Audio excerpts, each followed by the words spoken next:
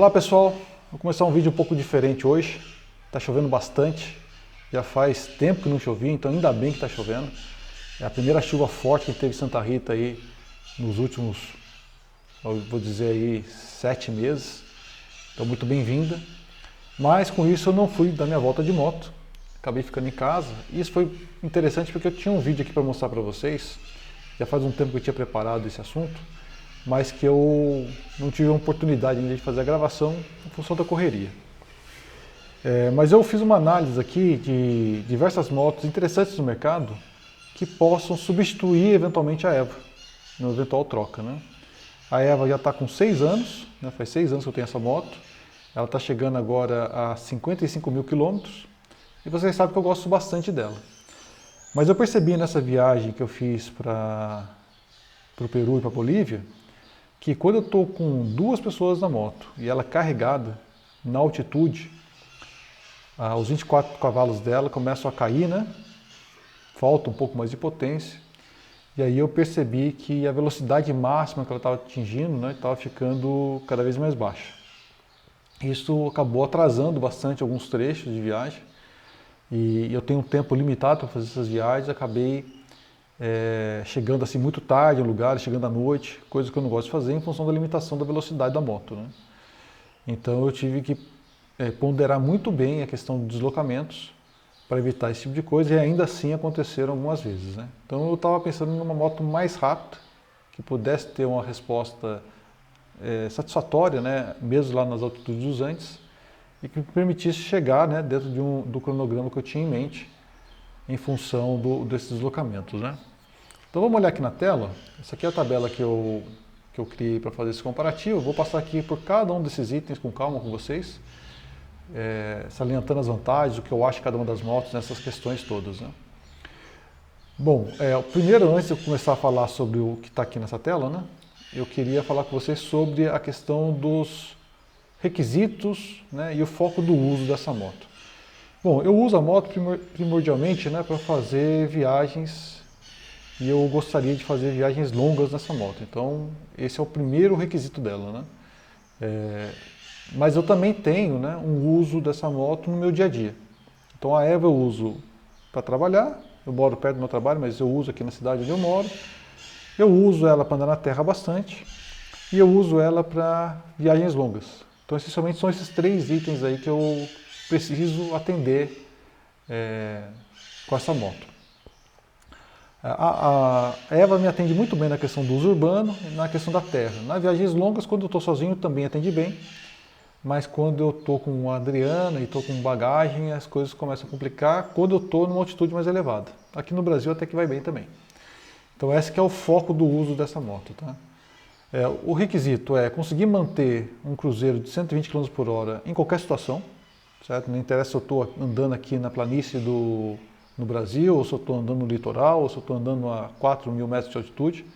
Ela tem que conseguir manter essa velocidade de cruzeiro, podendo alcançar até uns 130, 140 numa ultrapassagem, tá? Então isso para mim é importante porque a gente tem ali poucas opções de ultrapassagem quando a gente está viajando assim nessas regiões mais montanhosas. Então quando você tem aquele espacinho ali, você tem que conseguir aproveitar. Isso a Eva pecou bastante nessa viagem, né? Tem uma autonomia ali de 300 km com o tanque. Isso é importante porque eu carrego um tanque extra de 5 litros. Então tem que chegar ali a pelo menos ali uns 400 km, 420 km de autonomia, considerando o meu tanque extra.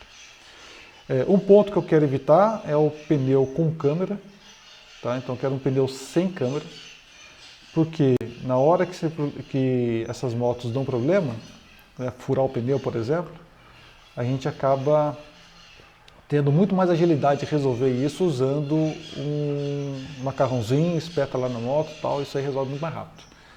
Então a ideia do pneu sem câmera é interessante para quem está viajando. Faixa de preço, né? Bom, eu queria manter isso abaixo ali de uns 36 mil reais, então eu coloquei as motos aqui que na época quando eu fiz a pesquisa estavam em torno desses preços aí, certo? Já equipada, né? Já com o que eu preciso nela, né? Ou seja, prontinha para viajar, 36 mil reais, não é ela pelada por 36 mil, né? Então, eu fiz aqui uma lista, né, dos itens mais importantes para mim: motor e câmbio, freio, suspensão, rodas, ergonomia e acessórios aqui, né, e os preços, né. E tem algumas observações aqui principais que eu coloquei também nesse documento, tá? E aí também eu vou trazendo algumas fotos, alguns pontos aí, à medida que eu for falando das motos, né? Vou colocando aqui no vídeo algumas informações assim complementares. Então, quais foram as motos que eu avaliei aqui? Eu avaliei a Interceptor, a Versys 300, a Saara 300, a Scrambler 400X, a Dominar 400, a Zontes 350X e a GS 310, a G310 GS. Logo de cara, você vai perceber que tem nessa lista aqui motos que não atendem aqueles requisitos. Mas o fato dessas motos... Agora o Guinal que entra no vídeo. Ô, Guinal. Vai pra lá, vai. O fato dessas motos aqui não atenderem todos os requisitos, ainda assim eu pus ela aqui porque elas são motos muito emblemáticas, estão no mercado aí há muito tempo, né? São referências, são motos muito vendidas. Então por isso que tem essas motos aí, como por exemplo a Versys 300 ou a Saara, que não tem a questão do pneus, por exemplo. Ela usa pneus com câmeras, né? Mas vamos lá, vamos comparar, né? Vamos ver aí as razões que a gente poderia ter para considerar uma substituta para a Apple, né? Bom, motor e câmbio, né? O que eu acho da Interceptor? Eu acho que a Interceptor tem o melhor motor de longe em todas essas motos. Esse motor de 2 cilindros da Royal Enfield é de fato um motor espetacular. O torque, como ele está dimensionado em termos de marchas, escalonado de marchas, né? A rotação no qual você consegue perceber o motor empurrando a moto, tudo isso, né, dá um prazer enorme na pilotagem. Então na questão do motor aqui, eu acho que a Interceptor é realmente um motor primoroso, né, um motor aqui que de fato entrega bastante prazer na pilotagem. Ele tem 2 cilindros, refrigeração dele ar e óleo, né? Então isso significa que pode ter algumas ocasiões que ele pode esquentar um pouco mais, dependendo da temperatura ambiente, tá? São 650 cilindradas com ótimos 47 cavalos, de uma rotação muito boa, 7.150 RPMs, né? E um torque magnífico, né, de 5.2 Nm, né, ou 5 kg mais ou menos aí de torque. Uma rotação também bem baixa, né, em torno aqui de 5.000 RPM. São 6 marchas, tá? Ela tem uma autonomia declarada de 322 e um consumo aí esperado de uns tornos de 23, 24 km por litro. Essa questão aqui da autonomia é um pouquinho complicada, porque a gente vai ver mais abaixo ali que tem a questão do tanque, né? E esse tanque você não consegue usar todo o combustível que está nele, tá? Vamos passar aqui agora para a questão dos pneus, né? Os pneus aqui são 190 raio 18, 130 70 raio 18. Então essas rodas aqui são pneus que não são tão comuns. O raio 18 é um bom diâmetro, mas não é muito grande para a dianteira, estrada de terra é meio ruim. Os freios aqui, né? São freios ok, né? Não tem muito o que dizer sobre os freios, né? Já andei na moto e funcionam muito bem, potente o suficiente, né? Suspensão, esse é um limitador da Interceptor, tá? A suspensão tem um curso dianteiro muito pequeno e o traseiro menor ainda, né? Então, para quem anda na estrada de terra, isso aqui atrapalha bastante, porque a moto costuma dar fim de curso. Eu ouço muito sobre isso na questão da traseira, principalmente. Esse tipo de amortecimento na traseira, dual shock, não é o preferido para esse tipo de uso da moto, né? O monoshock é melhor. Mas dianteira é telescópio convencional, né? Bom, com relação à ergonomia, né? A altura do banco tem 80 centímetros, vão livre 17, então é uma moto que tem uma altura razoável, tá? Não é muito alta, mas é razoável. O tanque, esse é o ponto que eu comentei com vocês, né? 13 litros é um tanque relativamente bom, mas com aquele consumo ok, vai dar lá, fazendo a conta aqui, os 320 km que eu preciso, né? Mas eu já ouvi falar que tem lá um volume morto que você não consegue pescar. Então, de fato, dá para tirar desse tanque aqui em torno de 11 litros, tá? Então, esse é um fator que é bastante limitante e preocupante com relação a isso. É uma moto pesada, tá? 217 kg de hora de marcha.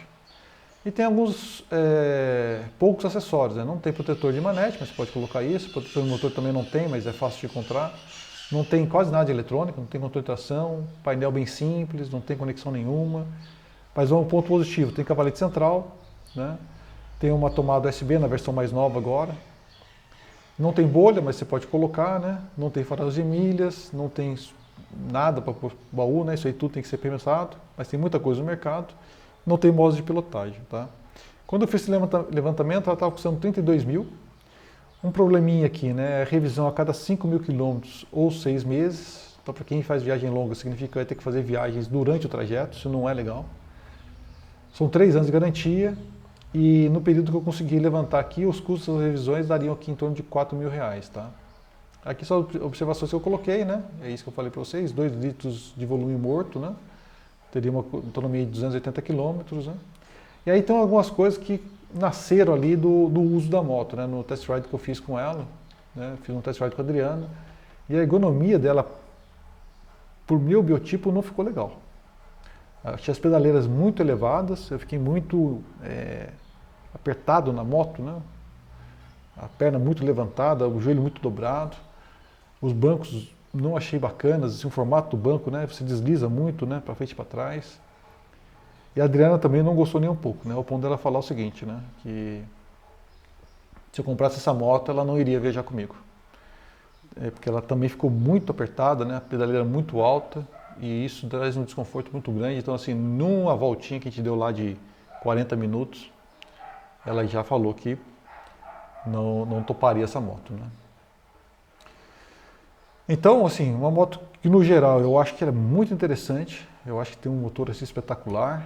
Eu acho que ela tem uma boa proposta para o uso urbano, né? Mas para a questão de usar na terra e fazer viagens longas, é uma moto que ia demandar assim, muito trabalho para fazer as adaptações para deixar ela redondinha. Então com isso agora a gente vai passar para a segunda moto, uma Versys 300, tá? É uma moto que eu não gosto dela, não gosto do motor, tá? Se você olhar aqui são 2 cilindros, né? Já tem a vantagem de ter uma refrigeração líquida, então você tem ali um melhor controle da temperatura do motor, né? A termodinâmica do motor funciona de uma forma mais controlada, né? Ela tem aqui 300 cilindradas, 40 cavalos, uma potência boa, mas o meu problema é isso aqui, ó, 11.500 RPM. Isso aqui é um motor de moto esportiva. Um torque muito baixo, numa rotação muito alta. É um motor que está morto ali até os 8.000 RPM, então você não consegue usar a moto em baixa rotação. Tem 6 marchas, tá? Uma autonomia aqui bacana, 440 km, né? Com 26 km por litro de média. Mas é uma resposta do motor assim que me desagrada demais. É uma moto que você tem que andar berrando o tempo todo, sempre no giro muito alto, né? E eu gosto justamente do contrário, eu gosto de motos que tem um torque em baixa rotação, né? Isso que me encantou, por exemplo, na Evo, né? O motor da Royal Enfield da 411 tem um torque muito forte em baixa. Eu gosto muito da Tiger por causa disso também, a Tiger 1200, que tem muita força em baixa rotação. Uma moto que você consiga ali de 3.000 RPM subir até os 9.000 sem você fazer muito esforço, né? Não é essa moto é aquela moto que você tem que ficar tocando de marcha o tempo todo, sempre esgoelando o motor, né? Então é uma resposta que realmente me desagrada demais, né? E ela também já estava fora do páreo por causa dos pneus, né? Eu vou mostrar para vocês aqui a roda, né? São 100/90 raio 19, melhora um pouco o tamanho da frente para a questão do off-road, né? Traseira 130/80/17, um bom tamanho também, mas esses pneus com câmera. Então para mim já estava fora do mercado por causa disso, né? Mas vamos ver os outros pontos aqui, que ela tem alguns pontos positivos, né? Os freios, ok, para a moto a potência, né, funcionam bem, né? Eu andei na moto também, achei que não tinha nenhum problema com relação aos freios. A suspensão não são tão longas, a dianteira tem 130 e a traseira 147. Telescópica simples, né? E monochoque da traseira. Pelo menos o monochoque melhora um pouco, né? Na terra aqui eu acho que ela já vai bem, né? Na tocada que eu vou, não vou ficar pulando obstáculo, nada, né? Então ela funciona bem nesse cenário, né? Com relação à ergonomia, né? Ela tem uma altura do banco aqui, para mim a altura está razoável. O vão livre também é ok, né? Não sou muito de fazer loucuras com a moto, né? Mais andar em estrada de terra, né? O tanque tem 17 litros, bacana, né? E por isso tem aquela autonomia lá. E um peso aqui de 184 quilos, né? Então não é uma moto tão leve, mas também não é tão pesada, né? Tá um equilíbrio melhor aí. Bom, a moto ela vem aqui totalmente pelada, tá? Não tem nada nela, muito poucos opcionais, tá?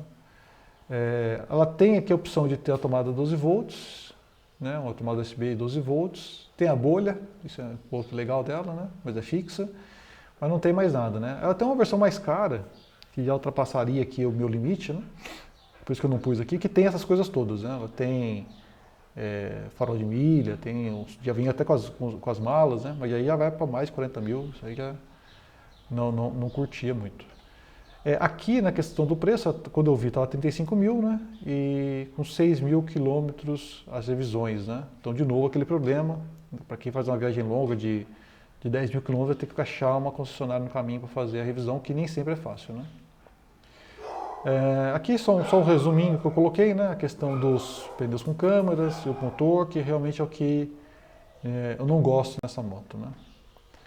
Então assim, essa moto não é para mim, mas é uma moto que tem boa qualidade, né? O pessoal que tem aí fala que ela é bastante confiável, né? A mecânica é bastante confiável, mas é uma moto que eu não compraria. A outra moto que nós temos aqui na nossa lista é a Saara 300, uma moto relativamente nova no mercado, tá? Ela tem só um cilindro, motor a ar, 300 cilindradas, 25 cavalos, 7.500 RPM, com um torque aí de 26,5 Nm, né? É uma moto assim que, se você olhando os números, ela não difere muito da Himalaia, né? O que inclusive me traz uma certa preocupação, né? Será que essa moto não vai me levar para a mesma situação que a Himalaia me levou quando chegar lá no Altos Andes? Será que quando faltar ar, esses 25 cavalos não vão de novo me levar no mesmo problema que eu já estava tendo? A vantagem dela é que ela tem a sexta marcha, né? Então ela talvez consiga desenvolver um pouco mais. A autonomia que ela tem que declarar de 455 km com o tanque, né? O que daria aqui 33 km por litro, que eu acho que é um pouco otimista demais, mas enfim, né? Podemos esperar algo em torno de 30, 28, né? Talvez, né? A questão do motor, eu não andei nessa moto, tá? Na concessionária aqui perto da minha casa não tem uma para test ride, mas ela vem, né, daqueles motores da Honda que tinha na XR 300, né? Então talvez seja uma evolução daquilo lá. E eu tive uma XR 300, tá? E o problema que eu tive com a XR 300 era a vibração a 100 km por hora, 110 km por hora. Eu chegava a dar uma formigação nas mãos, né? Porque vibrava demais a moto, né? Não sei se é o caso dessa, mas é uma preocupação também que eu teria que correr atrás, testar a moto nessa condição, porque foi a XRE 300 que quase tirou a Adriana do motociclismo. Quando a gente andava nessa moto, ela reclamava muito da vibração e do desconforto em geral, a ponto de não querer mais andar de moto, né? Eu fui conseguir reverter isso com ela só depois que comprei uma Tiger 800, que ela viu que o mundo não era só aquilo lá que a gente estava vivendo até então, né? Então assim, é uma moto que eu tenho sérias restrições, mas teria que testar ela aí e ficaria muito preocupado com relação a essa potência aqui lá nos Andes, né? Mas tem outro ponto também que me tiraria ela do mercado, né? Para mim não serviria um pneu 90-90 raio 21 na frente com câmera e 120-80 raio 18 com câmera. O tamanho do pneu é muito legal, porque 21 polegadas de diâmetro dianteiro, né? É muito bacana para você enfrentar aí a questão dos obstáculos no off-road. Mas câmera, para mim, eu já não vou considerar isso mais, porque quando fura um pneu, numa viagem dessa, é um transtorno enorme, né? Bom, o freio, não tem como avaliar, tá? São só números aqui, eu teria que testar ele para ver, né? Me parece estar bem dimensionado para a potência da moto. A suspensão, eu me lembro da suspensão da XRE, dela ser muito mole, muito mole. Então, embora ela seja longa, com 60 na moto, ela afundava demais. Quando eu subi na moto, eu não andei nela, mas eu subi nela na concessionária, tive a mesma sensação. Ela é muito alta, com 60 ela afunda. Então me parece que quando colocar bagagem e tal, ela vai ficar muito perto ali do fim do curso. Então talvez eu tivesse que mexer um pouquinho aqui na suspensão para ela poder ficar um pouquinho mais dura, né? Talvez é o que eu fiz com a Eva, né? Por exemplo, colocando um óleo mais espesso, né, na dianteira e colocando a pré-carga no máximo, né? O vão livre, muito bom, 86 centímetros, né? Desculpa, o vão livre é 27 centímetros, né? E a altura do banco 86 centímetros, então é uma moto alta, mesmo para minha altura já seria uma moto alta, mas é aquilo que eu te falei, você senta nela, ela afunda. Então quando você está sentado nela, ela não parece tão alta assim, eu consigo plantar os pés no chão sem muita dificuldade. Altura muito alta, né? O vão livre aqui, né? Muito além daquilo que eu preciso, né? A Eva e a Tiger já me atendem perfeitamente, né? O tanque não é tão grande, mas como ela é econômica, né? Resolveria. E é uma moto leve, tá? 160 quilos. Bom, com relação aqui aos opcionais que eu vi nela lá, não tem nenhum opcional, ela só tem só o protetor de motor, e vem com uma tomada 12 volts, desculpa, uma tomada USB, tem uma bolha na versão Adventure, né, um pouco mais alta lá, que eu acho que seria o suficiente, e no resto aqui não tem mais nada, eu teria que colocar toda a parte de bagagem, iluminação, né, então assim, é uma moto que talvez demande um pouquinho lá. Agora tem um problema, né, o preço dela, pelo menos quando eu perguntei aqui na concessionária, estava 35 mil, e as revisões a cada 6 mil quilômetros ou 6 meses, tá? Então, outro problema grave aí que eu tenho com relação a essa moto aqui. Não encontrei os preços das revisões e a garantia de 3 anos, né?